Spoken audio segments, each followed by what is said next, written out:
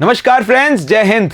मेरा नाम है प्रीतेश जोशी और आज हम चर्चा करने वाले हैं भारतीय इतिहास यानी इंडियन हिस्ट्री के एक बड़े इंटरेस्टिंग टॉपिक की तरफ। और इंटरेस्टिंग के साथ साथ सब इंपॉर्टेंट टॉपिक है, क्योंकि अगर आधुनिक भारत की बात की जाए, मॉडर्न इंडिया की बात की जाए, तो सबसे इंपॉर्टेंट कोई इवेंट है, सबसे इंपॉर्टेंट कोई घटना है तो साहब वो है भारतीय राष्ट्रीय आंदोलन।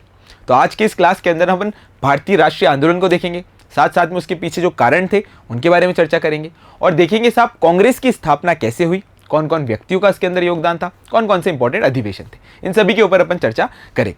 तो सबसे पहले देखते हैं साहब भारतीय राष्ट्रीय आंदोलन। भारतीय राष्ट्रीय आंदोलन या कई जगहों पर इसको भारतीय स्वतंत्रता संग्राम ये भी कहा जाता है। तो ये इतना बड़ा विशाल आंदोलन था जो पूरे के पूरे भारत को कवर करता है और इसका मेन मकसद क्या था, भारत में आज़ादी लेकर आना। किससे आज़ादी लेकर आना साहब, तो अंग्रेजों से आज़ादी लेकर आना।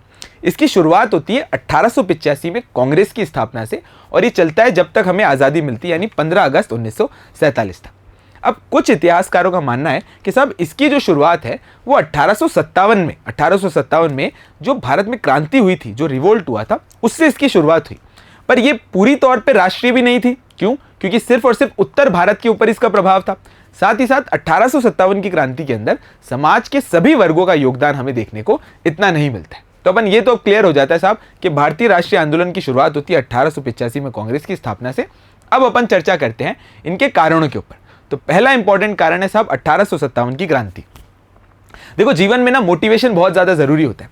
उसी तरीके से भारतीय राष्ट्रीय आंदोलन के जितने भी नेता थे उनके प्रेरणा स्रोत कौन थे, 1857 की क्रांति के जो स्वतंत्रता सेनानी थे, जैसे एग्जाम्पल के तौर पे झांसी की रानी या फिर बेगम हजरत महल, तात्या टोपे। ये सारे व्यक्तियों ने इंस्पिरेशन दी किसको, भारतीय राष्ट्रीय आंदोलन के नेताओं को। तो 1857 की जो क्रांति थी ना, वो एक ऐसी इंपॉर्टेंट घटना बन गई कि राष्ट्रीय आंदोलन के नेताओं को लगा कि भैया जिस तरीके से हमने उस समय पर पूरी तरीके से विप्लव रिवोल्ट जो था वो ढंग से हो जाता तो अंग्रेज जो है उसी टाइम में ही चले जाते और जो है हमें आज़ादी मिल चुकी होती। तो पहला कारण तो ये हो गया साहब 1857 की क्रांति। दूसरा इंपॉर्टेंट कारण है साहब सामाजिक और धार्मिक सुधार आंदोलन। देखो, सामाजिक धार्मिक सुधार आंदोलन थे क्या, तो इस पॉइंट को ध्यान से समझ। हम सभी को बताया साहब कि 19वीं और साथ साथ में 20वीं शताब्दी के अंदर होने वाले ऐसे आंदोलन जिनका मेन मकसद क्या था, जिनका मेन मकसद था कि भाई धर्म में और समाज में जितनी भी कुरीतियां थी उनको कम करने के लिए जो आंदोलन चलाया गया उसको अपन कहते हैं साहब सामाजिक धार्मिक सुधार आंदोलन।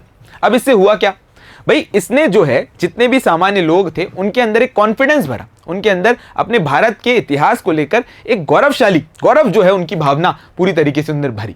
और इसके अंदर कई सारे नेता थे, जैसे एग्जाम्पल के तौर पे first modern man of India, जिसे अपन राजा राम मोहन रॉय के नाम से जानते हैं।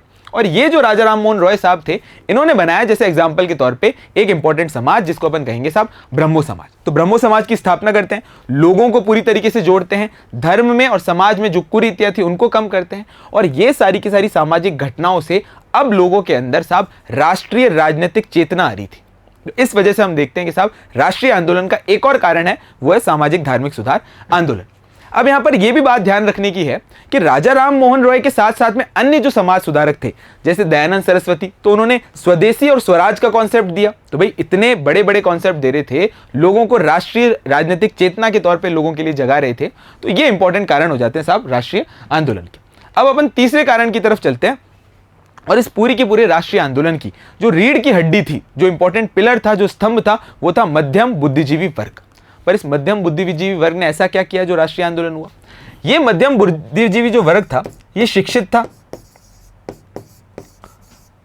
इस मध्यम बुद्धिजीवी वर्ग पूरी तरीके से पढ़ा लिखा था और ये चीजें जानता था साहब कि सही क्या है और गलत क्या है। साथ साथ में विश्व में और जो दूसरी एक्टिविटीज हो रही थी और जो इंपॉर्टेंट घटनाएं हो रही थी उसका ज्ञान इस मध्यम बुद्धिजीवी वर्ग को पूरी तरीके से था। और भाई जब वर्ग पूरी तरीके से शिक्षित होता है तो उसके अंदर राजनीतिक चेतना तो होगी और उसी चेतना से हमें देखने को मिलता है साहब राष्ट्रीय आंदोलन जो है वो जन्म लेता है। अब अपन चलते हैं साहब चौथे इंपॉर्टेंट पॉइंट की तरफ, जो कि है साहब इतिहास का शोध। तो पहले इन व्यक्ति के बारे में बताता हूं और इस पॉइंट को समझाने की कोशिश करता हूं। अंग्रेज भारत के अंदर आते हैं और अंग्रेजों को भारत के ऊपर राज करना था। अब भैया अगर राज करना है तो उनको कानून बनाने पड़ेंगे, भाई बिल्कुल कानून बनाने पड़ेंगे। और अगर उनको कानून बनाने हैं तो उनको भारतीय समाज का ज्ञान होना चाहिए, और समाज का अगर ज्ञान चाहिए तो उस समाज के धर्म के बारे में जानकारी होनी चाहिए। तो अंग्रेजों ने क्या किया, 1784 के अंदर 1784 के अंदर एक संगठन बनाया जिसका नाम था एशियाटिक सोसाइटी ऑफ बंगाल।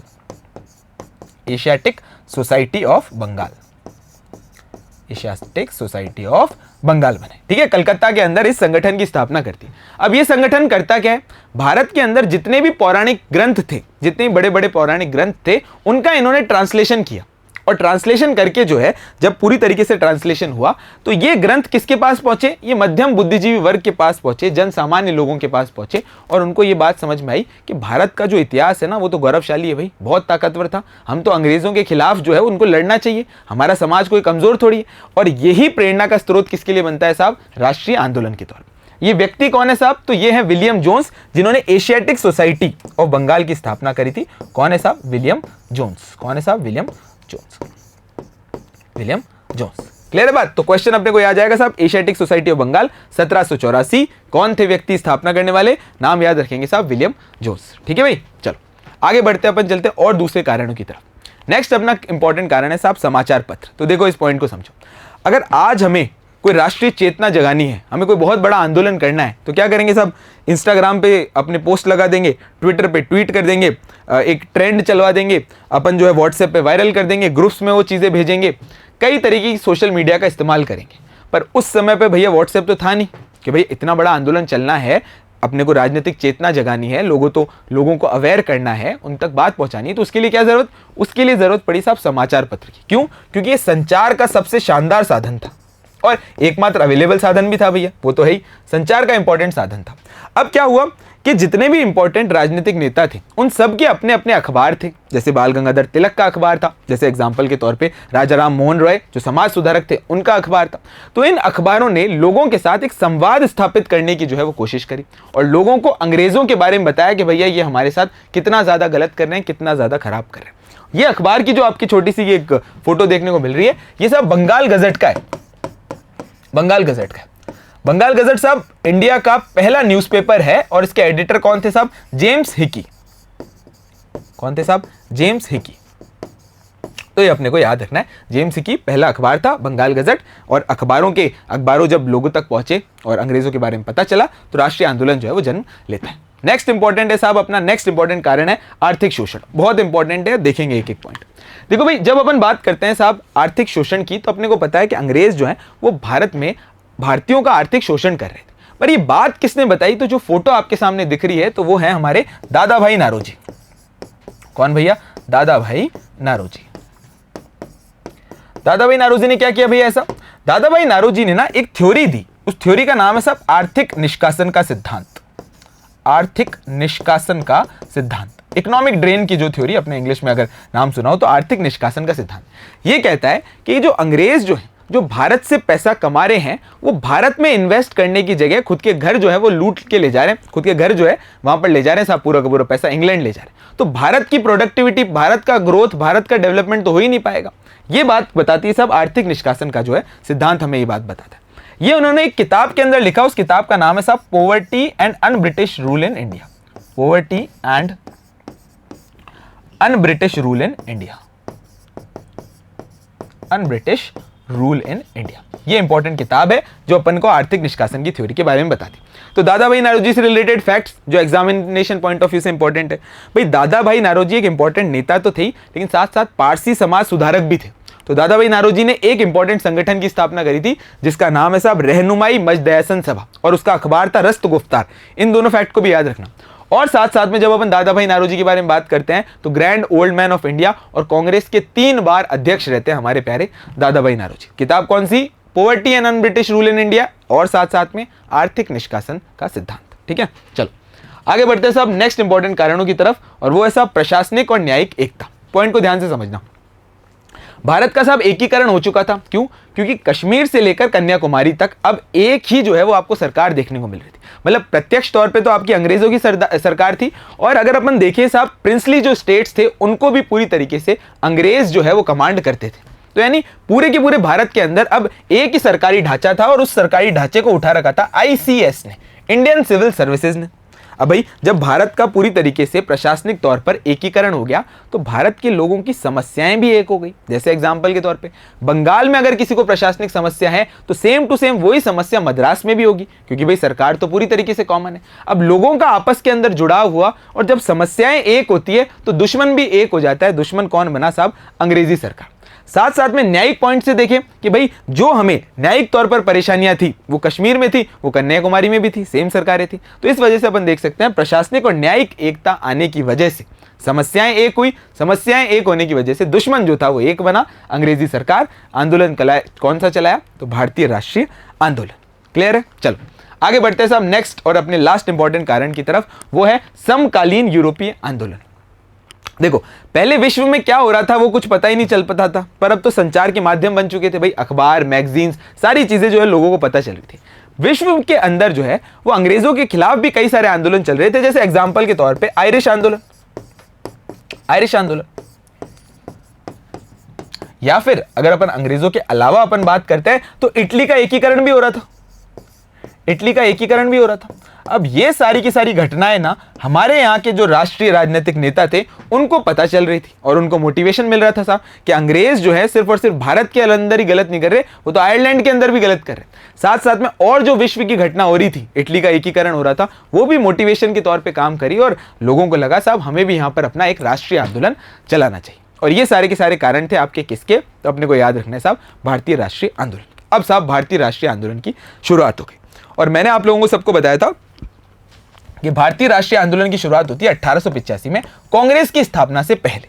पर कांग्रेस को पढ़ने से पहले अपने को यह भी थोड़ा सा समझना पड़ेगा कि क्या कांग्रेस से पहले भी कोई ऐसे राजनीतिक संगठन बने थे, तो उनके बारे में अपने को चर्चा करनी चाहिए। एग्जामिनेशन पॉइंट ऑफ व्यू से कौन कौन से संगठन बने, किन्होंने बनाए, इनके ऊपर क्वेश्चन जो है हमें देखने को मिलते हैं। तो साहब 1885 में कांग्रेस से पहले कौन से भारतीय राष्ट्रीय, अगर अपन देखें कौन से संगठन थे जो पूरे के पूरे संगठन जो है कांग्रेस से पहले बनते हैं और राजनीतिक तौर पर उभर के आते हैं। तो देखते हैं साहब इंपॉर्टेंट पॉइंट, यानी अपना पॉइंट है साहब कांग्रेस की स्थापना से पहले के राजनीतिक संगठन। एक एक संगठन के ऊपर चर्चा करेंगे, देखेंगे क्या क्या इंपॉर्टेंट चीजें जो अपने को याद रखनी। कांग्रेस की स्थापना से पूर्व के राजनीतिक संगठन। अब ये जो संगठन है ना, ये किसी न किसी विशेष वर्ग के लिए थे। आप इस पॉइंट को ऐसे समझो, जब हम कांग्रेस से पहले के संगठन की बात करते हैं तो उनके अंदर और कांग्रेस के अंदर एक बहुत बड़ा डिफरेंस था, क्योंकि ये जो संगठन किसी स्पेसिफिक पर्पस के लिए थे, किसी विशेष वर्ग के लिए थे, और कांग्रेस जो थी वो पूरे के पूरे भारतवर्ष के सभी लोगों के लिए थी। तो अपन देखते हैं साहब कौन कौन से संगठन बने। सबसे पहला संगठन बनता है साहब 1838 के अंदर, लैंड होल्डर सोसाइटी। बनाते कौन है साहब? द्वारकानाथ टैगोर। कौन बनाते साहब? द्वारकानाथ टैगोर। ये जो लैंड होल्डर सोसाइटी थी ये पहला राजनीतिक संगठन था। पहली चीज तो ये याद रख लो साहब, पहला राजनीतिक संगठन कौन सा था? Land holder society. बनाया किसने? द्वारकानाथ टैगोर ने। कब बनाया साहब? 1838 के अंदर इसको बनाया। ठीक है भाई, क्लियर है? अब समझो भाई ये पूरी की पूरी लैंड होल्डर सोसाइटी थी, ये किसके लिए थी? तो नाम से ही पता चल रहा है साहब ये तो जमींदारों के लिए थी। किसके लिए थी साहब? ये जमींदारों के लिए थी, लैंड होल्डर्स के लिए थी, जमींदारों के लिए थी। ठीक है, जमींदारियों के लिए थी। राजनीतिक तौर पे पहला राजनीतिक संगठन कौन सा था? Land holder society. याद कैसे रखोगे? अपने को याद रखना है साहब क्या? Land holder Dwarka, LD, land holder Dwarka. Dwarka नाम का एक व्यक्ति है जो बहुत तगड़ा लैंड होल्डर है। द्वारकानाथ टैगोर ने इस संगठन को बनाया, इतना याद रखना है पहली चीज।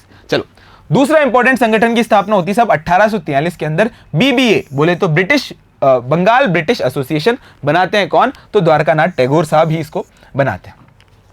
ये जो पूरा का पूरा संगठन था ये आपका उच्च मध्यम वर्ग के लिए था।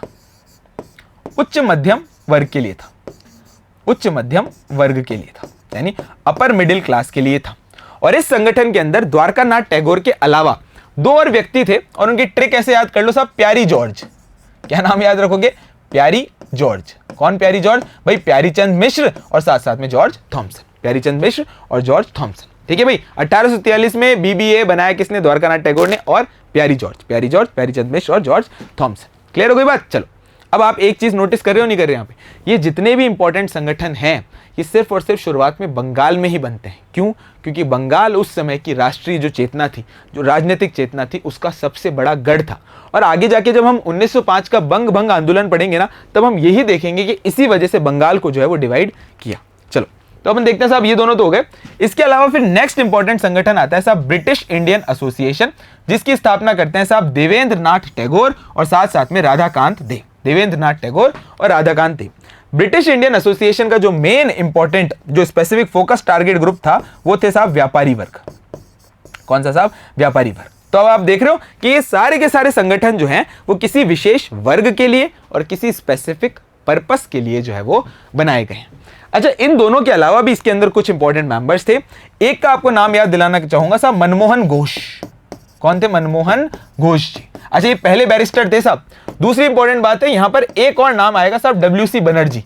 अभी अपन कांग्रेस की स्थापना देखेंगे ना, तो पहले अध्यक्ष कौन बनते हैं साहब? WC बनर्जी का आपको नाम याद रखना। इसके अलावा आ जाता है साहब 1866 का ईस्ट इंडिया एसोसिएशन। कौन बनाता है भैया? दादा भाई नारोजी बनाते हैं। इस ईस्ट इंडिया एसोसिएशन का काम था कि भाई जो अंग्रेजी संसद थी, जो ब्रिटिश पार्लियामेंट था और जो ब्रिटेन के आम लोग थे, उनके साथ संवाद स्थापित करना और भारतीयों की समस्याओं को उन तक पहुंचाने का काम जो है वो ईस्ट इंडिया एसोसिएशन ने किया। कब बना साहब? 1866 में, 1866 में, 1866 में ईस्ट इंडिया एसोसिएशन लंदन में बनता है। फिर आ जाता है साहब 1876 का इंडियन एसोसिएशन। बनाते कौन है साहब? सुरेंद्र नाथ बनर्जी और आनंद मोहन बोस। याद रखने वाली बात क्या है यहाँ पर कि भाई ये जो इंडियन एसोसिएशन था ना, इसने भी हिंदू मुस्लिम यूनिटी के लिए बड़ा इंपॉर्टेंट काम किया। और एक और इसने इंपॉर्टेंट काम किया साहब, इल्बर्ट बिल कंट्रोवर्सी जो हुई थी ना, इल्बर्ट बिल कंट्रोवर्सी जो हुई थी, उसके अंदर भी इसका बड़ा योगदान था। इल्बर्ट बिल कंट्रोवर्सी क्या है कि भाई जो यूरोपीय हैं उनके ऊपर जो है अब हम देख सकते हैं कि साहब जो भारतीय जज है वो भी सुनवाई कर सकते हैं। तो इसको लेकर जो है यूरोप के अंदर, ब्रिटेन के अंदर हड़कंप मच जाता है कि भाई भारत हमारे कोई इक्वल थोड़ी है, भारतीय हमारे थोड़ी इक्वल है, इनकी सुनवाई हम नहीं सुनेंगे। तो इस वजह से हमें देखने को मिलता है कंट्रोवर्सी उत्पन्न होती है और ये जो इंडियन एसोसिएशन थी वो अपना बहुत बड़ा योगदान इसमें देती है। कौन व्यक्ति थे साहब? सुरेंद्र नाथ बनर्जी और आनंद मोहन बोस। 1883 में यानी कांग्रेस की स्थापना से 2 साल पहले एक और संगठन बनता है साहब, इंडियन नेशनल कॉन्फ्रेंस। बनाते कौन साहब? सुरेंद्र नाथ बनर्जी। और फिर जब 1885 में कांग्रेस की स्थापना होती है, कुछ ही सालों बाद जो इंडियन नेशनल कॉन्फ्रेंस था वो साथ का साथ कांग्रेस के अंदर ही मर्ज हो जाता है। तो इनको अपन याद कैसे रखेंगे? तो पहला याद रह जाएगा साहब LD, land holder society Dwarkanath Tagore. फिर BBA, द्वारकानाथ टैगोर, तो द्वारकानाथ टैगोर के 2 हो गए। British India association, Devendra Nath Tagore, Radhakant देव, अपने को याद रखना साहब मनमोहन घोष। और क्या याद रखोगे? और रखेंगे साहब WC Banerjee. East India association तो अपने दादा भाई नारोजी वाला, इंडियन एसोसिएशन तो आनंद मोहन बोस और सुरेंद्र नाथ बनर्जी वाला। नेशनल कॉन्फ्रेंस 1883 में बना और सुरेंद्र नाथ बनर्जी ने बनवाया। किस वर्ग के लिए था ये याद रखना है। इन सब में से सबसे ज्यादा इंपॉर्टेंट पूछा जाएगा साहब पहला राजनीतिक संगठन। चले साहब, तो ये थे अपने कांग्रेस से पूर्व के राजनीतिक संगठन जिनके ऊपर अपन ने चर्चा करी। अब आगे बढ़ते हैं और सुनते साहब कांग्रेस की स्थापना। एक व्यक्ति था जिसका नाम था साहब एओ ह्यूम। फोटो देखी होगी आपने अभी। एओ ह्यूम नाम का व्यक्ति जो है वो कलकत्ता विश्वविद्यालय के जो छात्र थे उनको पत्र लिखता है और बोलता है भैया राजनीतिक चेतना के अंदर तुम भी जगो। और इस पत्र के बाद वो लॉर्ड डफरिन के पास जाता है और पूछता है कि डफरिन साहब क्या हमें एक राजनीतिक संगठन बनाने की अनुमति मिलेगी? तो डफरिन साहब कहते हैं हाँ बना लो कोई प्रॉब्लम नहीं। लेकिन डफरिन को ये बात पता नहीं थी कि भाई ये जो इतना बड़ा संगठन बनने वाला है वो पूरे के पूरे ब्रिटिश लोगों के यानी ब्रिटिश राज की नाक में दम करने वाला है। अब डफरिन साहब अनुमति दे देते हैं। तो एओ ह्यूम साहब जो है अब वो कांग्रेस की स्थापना करते हैं। कब करते हैं साहब? दिसंबर 1885 के अंदर। 1885 के अंदर पहला कांग्रेस का अधिवेशन होने वाला था। पहले ये अधिवेशन जो है वो पूना में होने वाला था, पर बाद में पूना के अंदर प्लेग फैलने की वजह से इसका जो है लास्ट मोमेंट के ऊपर इसका जो जगह जहां पर होने वाला था वो चेंज कर दी जाती है और अब ये होने वाला था साहब बंबई के तेजपाल संस्कृत कॉलेज में। तो देखते हैं साहब कब, क्यों, कौन और कहां के कॉन्सेप्ट में कि कांग्रेस की स्थापना कैसे हुई, इन सभी के ऊपर चर्चा करेंगे। सब देखते हैं कांग्रेस की स्थापना कैसे हुई, कौन कौन सी इंपॉर्टेंट गतिविधियां हमें देखने को मिलती है। भारतीय राष्ट्रीय कांग्रेस स्थापना कब होती है? 1885 में, दिसंबर 1885 में। चलो अब देखो भाई कब, क्या, कौन के कहां में साहब कांग्रेस की स्थापना करते हैं। तो पहले तो एक बात सुनो भाई ध्यान से। कांग्रेस की स्थापना होती है साहब 1885 दिसंबर के अंदर। करते हैं कौन? एओ ह्यूम। तो ये एओ ह्यूम कौन थे यार? ये रिटायर्ड सिविल सर्वेंट थे, रिटायर्ड आईसीएस अधिकारी थे, रिटायर्ड आईसीएस अधिकारी थे जो सोचते हैं साहब राजनीतिक चेतना जगाने के लिए जो हम एक पूरी तरीके से संगठन बनाते हैं। साहब इसका पहला अधिवेशन होने जा रहा था। पहले कहां अधिवेशन होने जा रहा था? पहले इसका अधिवेशन होने जा रहा था पूना के अंदर, पर प्लेग फैलने की वजह से अब इसका अधिवेशन कहां हो रहा था? तेजपाल संस्कृत कॉलेज। कहां पर भैया? बंबई के अंदर। तेजपाल संस्कृत कॉलेज बंबई के अंदर। अब भाई अधिवेशन हो रहा है तो उसका कोई ना कोई अध्यक्ष भी बनेगा भाई। तो हाँ भाई, पहले अध्यक्ष बनते हैं WC बनर्जी। कौन बनते हैं, याद कर लो साहब, WC बनर्जी, व्योमेश चंद्र बनर्जी। कांग्रेस की स्थापना के समय पर जो गवर्नर जनरल थे वो बड़े इंपॉर्टेंट है साहब। कौन थे वो, तो अपने को याद रखना है साहब, लॉर्ड डफरिन का नाम। लॉर्ड डफरिन जो थे कांग्रेस के समय पर गवर्नर जनरल थे। अब याद रखनी साहब, ये कांग्रेस की जो है स्थापना हो जाती है और 72 सदस्य जो है इस कांग्रेस के इतने बड़े कॉन्फ्रेंस को अटेंड करते हैं। इन 72 सदस्यों में से जो इंपॉर्टेंट सदस्य थे वो थे दादा भाई नारोजी, फिरोज शाह मेहता। अब साहब कांग्रेस की स्थापना हो जाती है, पर कांग्रेस को लेकर भी अब क्रिटिसिज्म जो है ना वो फैल रहा था। क्यों, क्योंकि ऐसा माना जाता है कि भाई जो आप मानो कांग्रेस से एंटी धड़ा था, यानी जो कांग्रेस का आप अपन आगे जाके देखेंगे साहब, जो गरम दल के अंदर तब्दील होते हैं, उनके नेताओं का ऐसा मानना था कि जो कांग्रेस बनाई गई ना, ये तो सुरक्षा वाल्व के तौर पर बनाई गई। भारत के अंदर एक बहुत बड़ी क्रांति आने वाली थी, उसको दबाने के लिए, कांग्रेस के मतलब लोगों को फंसाने के लिए जो है वो कांग्रेस की स्थापना करी गई। तो जो गरम दल के नेता थे उन्होंने जैसे लाला लाजपत राय साहब, उन्होंने सुरक्षा वाल्व की थ्योरी दी कि भाई कांग्रेस की जो स्थापना हुई है वो कोई खास इंपॉर्टेंट कारणों की वजह से नहीं हुई, वो तो सिर्फ और सिर्फ क्रांति से बचाने के लिए हुई। लेकिन इनके अगर अपन अलग से बोलें, इनके अलावा जो नेता थे, लिबरल लीडर्स की बात कर रहा हूं, जो नरम दल के नेता थे, उनका ऐसा कहना था कि भैया कांग्रेस की स्थापना भले सुरक्षा वाल्व के लिए हो, लेकिन हमने तो अंग्रेजों को उल्टा जो है वो इस्तेमाल कर लिया। वो हमें क्या इस्तेमाल करेंगे, हमने तो उनको लाइटनिंग कंडक्टर के तौर पे इस्तेमाल कर लिया। उन्हीं की छत्र छाया में रहकर एक संगठन बना दिया और अपनी सारी की सारी बातें भी मनवा ली, और देखो भाई हम कितनी बड़ी राष्ट्रीय चेतना जो है वो जगा रहे। तो सुरक्षा वाल्व की थ्योरी किसने दी साहब, लाला लाजपत राय ने दी थी। इंपॉर्टेंट क्वेश्चन है, हर लाइन के अंदर एक क्वेश्चन छुपा हुआ है। कब हुई स्थापना, 1885 में। किसने करी, ए.ओ. ह्यूम ने करी, एलेवियन ऑक्टावियन ह्यूम। अच्छा, रिटायर्ड सिविल सर्वेंट था। फिर बात बताओ भैया, पहला इंपॉर्टेंट अधिवेशन होता है कहां पर, तेजपाल संस्कृत कॉलेज में। पहले इंपॉर्टेंट अध्यक्ष बनते हैं व्योमेश चंद्र बनर्जी साहब। गवर्नर जनरल उस टाइम पर कौन थे, लॉर्ड डफरिन। 72 सदस्य आए और सुरक्षा वाल्व की थ्योरी किसने दी, तो लाला लाजपत राय ने। अब एक दो फैक्ट्स आप लोगों को बताता हूं साहब कांग्रेस से रिलेटेड, जो आपको याद रखने। कांग्रेस का नाम जो है ना वो पहले इंडियन नेशनल यूनियन होने वाला था, पर बाद में हमें देखने को मिलता है साहब दादा भाई नारोजी के कहने पर इसका नाम जो है वो इंडियन नेशनल कांग्रेस पड़ता है। क्यों, कांग्रेस कहां से आया शब्द, तो अमेरिका की जो कांग्रेस थी उससे इंफ्लुएंस होकर जो है इसका नाम रखा जाता है। अब देखो, सबसे ज्यादा हमें जो क्वेश्चंस देखने को मिलते हैं वो कांग्रेस के अधिवेशनों से देखने को मिलते हैं। और अपन क्या करेंगे, पूरे हिस्ट्री के अंदर जैसे अपन ईयर बाय ईयर चल रहे हैं, अपन कालक्रम के अनुसार चल रहे हैं, तो अपन 1885 से लेकर उसके बाद के जो इंपॉर्टेंट अधिवेशन है उनके बारे में अपन चर्चा करेंगे। कौन कौन से उनके अध्यक्ष थे उनको देखेंगे और याद करने की कोशिश करेंगे, ट्रिक के साथ बिल्कुल याद करेंगे सब। देखो, अब एक चीज लिखता हूं, अभी तो आपको समझ नहीं आएगी, फिर आ जाएगी। ब क म ई ब क न, ब क न। अब आप बोलोगे सर ये क्या बोल रहे हो आप, तो याद कर लो साहब, 1885, फिर 86, फिर 87, फिर 88, 79, 90 और 91। तो ये बात क्या कर रहा हूं साहब, ये मैं आपके कांग्रेस के अधिवेशन 1900 तक के जो अधिवेशन है उनके बारे में आपको बात बता रहा हूं। 85, 86, 87, 88, 79, 90, 91। ठीक है, अब ये इंपॉर्टेंट अधिवेशन जो है ना, हम हर एक अधिवेशन को कालक्रम के अनुसार देखेंगे, पर 1900 तक के जो अधिवेशन थे उनको अपन एक ही लाइन के अंदर याद करने की कोशिश करते हैं। कांग्रेस के शुरुआती जो अधिवेशन थे वहां से हमें क्वेश्चन ज्यादा देखने को मिलते हैं। तो भाई ब से कौन सा, तो बंबई। पहला अधिवेशन कहां पर हुआ भैया, बंबई में हुआ। दूसरा अधिवेशन कहां हुआ साहब, कलकत्ता में हुआ। तीसरा अधिवेशन अपन देखते हैं साहब कहां पर होता है, तीसरा अधिवेशन कहां होता है साहब, मद्रास के अंदर। कहां होता है साहब, मद्रास के अंदर। फिर चौथा अधिवेशन कहां होता है साहब, इलाहाबाद के अंदर। इलाहाबाद के अंदर, ये आ गया ना साहब, इलाहाबाद। पांचवा अधिवेशन हमें देखने को मिलता है वापस से बंबई में, फिर कलकत्ता में,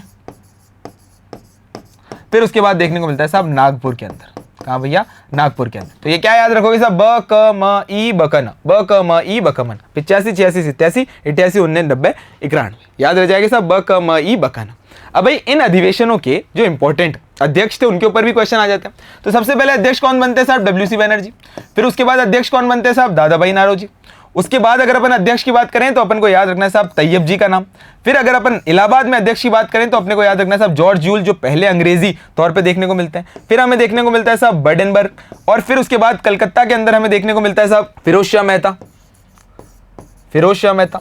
और फिर हमें नागपुर के अंदर लास्ट में देखने को मिलता है किसका नाम, आनंद चार्लू का नाम। किसका नाम साहब? आनंद चार्लू का नाम। तो ये इंपॉर्टेंट अधिवेशन थे, अपने को इसका क्रोनोलॉजिकली चीजों को याद रखना है, जब याद रखेंगे तभी चीजें अपने याद रहेंगी। इसके अलावा और कौन से इंपॉर्टेंट अधिवेशन थे कांग्रेस के?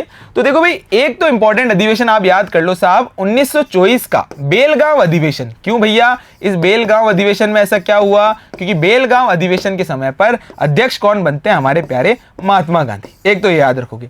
इसके अलावा अधिवेशनों की बात करें तो 1929 का जो अधिवेशन है वो भी इंपॉर्टेंट है। क्यों? क्योंकि भैया उस अधिवेशन के अंदर, लाहौर अधिवेशन के अंदर हमें पूर्ण स्वराज की घटना देखने को मिलती है। जवाहरलाल नेहरू जो है उसके अपने अधिवेशन के अध्यक्ष। अच्छा देखो, अधिवेशनों की बात आती है ना, तो आपको याद रखने एक और अधिवेशन, कौन सा? 1938 का। 1938 का हरिपुरा सेशन। क्या हुआ भैया हरिपुरा सेशन में? हमारे प्यारे सुभाष चंद्र बोस जो है वो अध्यक्ष बनते हैं। अच्छा, पहली महिला अध्यक्ष कौन सी थी? तो एनी बेसेंट। और पहली भारतीय महिला अध्यक्ष कौन सी थी? तो अपनी सरोजिनी नायडू। तो ये सारी की सारी बातें थी कांग्रेस के अधिवेशन की। हमें कहानी पता है, फैक्ट पता है, सब ट्रिक पता है।